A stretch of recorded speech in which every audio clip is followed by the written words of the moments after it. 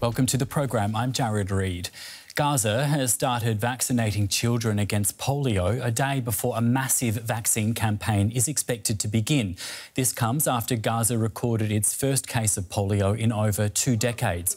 A hospital in Khan Younis began administering the first dose of the 2-dose vaccine, even though the World Health Organization's campaign officially begins on Sunday. The WHO plans to administer the vaccine to more than 600,000 children. The war has disrupted routine vaccinations and destroyed medical facilities, allowing the return of the highly infectious and deadly disease. Sam Rose is in Gaza with the Agency for Palestinian Refugees, known as UNRWA. He has more on the challenges that lie ahead.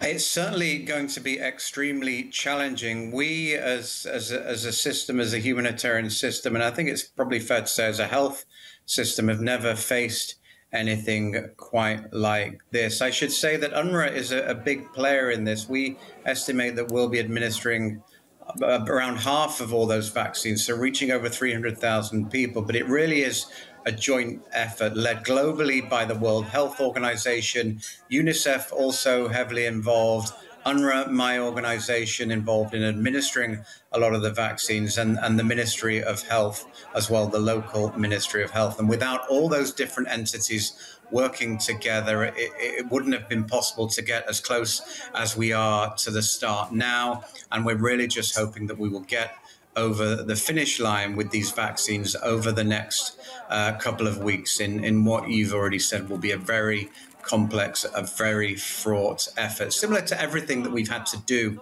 over the past 10, 11 months in Gaza. Nothing has been easy, but this one in particular is particularly challenging, given the situation, but also given the consequences and the need to get it right. Could you spell out some of these challenges in what is, as you've described it, an absolutely enormous undertaking? Absolutely. I mean, the challenges have started from getting the vaccines in, getting the cold chain in as well, the fridges, the storage equipment to allow the vaccines to be moved around, negotiating supplies of fuel so that those vaccines can be transported to distribution centres, then on to health points, the humanitarian pauses and the agreement to avoid evacuation orders over the period of the campaign as well. We very much welcome that. We recognise it's not been easy, and we call on parties to the conflict to adhere to those agreements. And beyond that, just the mechanics of reaching the people wherever they are. We estimate 640,000 children need to receive the vaccine. That's everybody under the age of 10 in Gaza. We don't know precisely how many children there are, given the situation, the tens of thousands killed overall, and the many tens of thousands more underneath the rubble. So the basics of it that we would normally take for granted are extremely difficult. And then it's reaching the people. Normally, when we run a campaign like this, the parents would bring their children to our health clinics. This is what would normally happen. And this is why before the war, UNRWA had a 99% coverage of vaccinations through our health clinics. A lot of those health clinics are no longer operational, and the people aren't where they would normally be. So we have some fixed points.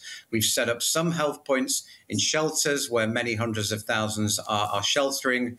And we'll also have mobile teams who will go tent to tent to administer vaccines. And there'll be separate teams looking at people and trying to capture people on the streets. And it's more complicated by the fact that we're not able to do this uniformly in the same time across the whole of Gaza. There'll be 4 days in the middle of the Gaza Strip. We will then move south. And then after that, we will move north. And of course, we've got to do the whole thing again in 4 weeks because every child needs 2 doses of the vaccine. That was Sam Rose from the UN Agency for Palestinian Refugees speaking to us from central Gaza. Thank you so much, Sam, for your time.